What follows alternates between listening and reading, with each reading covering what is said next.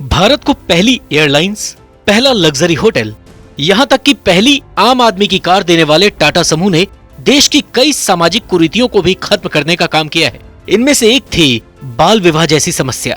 आजादी से पहले 1929 में ही इस कुरीति को बंद कराने के लिए कानून लाया गया।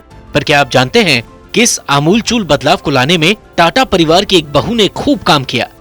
चलिए जानते हैं उनके बारे में। बाल विवाह रोकथाम कानून को आम लोग शारदा एक्ट के रूप में भी जानते हैं। ये सितंबर 1929 में पारित हुआ और 1930 में लागू किया गया।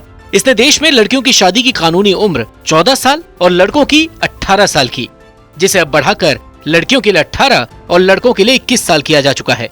वहीं मौजूदा सरकार लड़कियों की उम्र भी बढ़ाकर 21 करने की इच्छा रखती है। पर हम बात कर रहे हैं टाटा खानदान की सबसे बड़ी बहू मेहरबाई टाटा की। जमशेद जी टाटा के सबसे बड़े बेटे दोराबजी टाटा की पत्नी मेहरबाई टाटा मूल रूप से मैसूर की थी। वो भारत के न्यूक्लियर प्रोग्राम के जनक होमी जहांगीर भाभा की बुआ लगती थी। उन्हें अक्सर लोग लेडी टाटा के नाम से भी जानते हैं।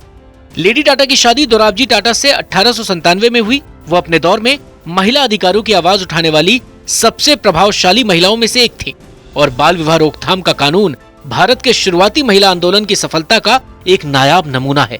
मेहरबाई टाटा ने न सिर्फ शारदा एक्ट को मूर्त रूप देने के लिए सलाह मशवरा दिया, बल्कि भारत और विदेशों में बड़े स्तर पर इसकी वकालत की। देश के प्रतिष्ठित महिला संगठन जैसे कि नेशनल विमेंस काउंसिल और ऑल इंडिया विमेंस कॉन्फ्रेंस की सदस्य होने के नाते उन्होंने 1927 में ही मिशिगन के एक कॉलेज में इसकी एक केस स्टडी पेश की। इसके बाद एंड्रयूज यूनिवर्सिटी, जो उन दिनों बैटल क्रीक कॉलेज कहलाता था, उसमें भी जोरदार भाषण दिया।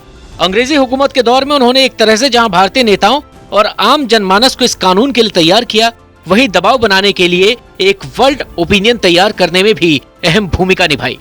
हमेशा महिला अधिकारों के लिए खड़ी रहने वाली लेडी टाटा का निधन 1931 में हुआ।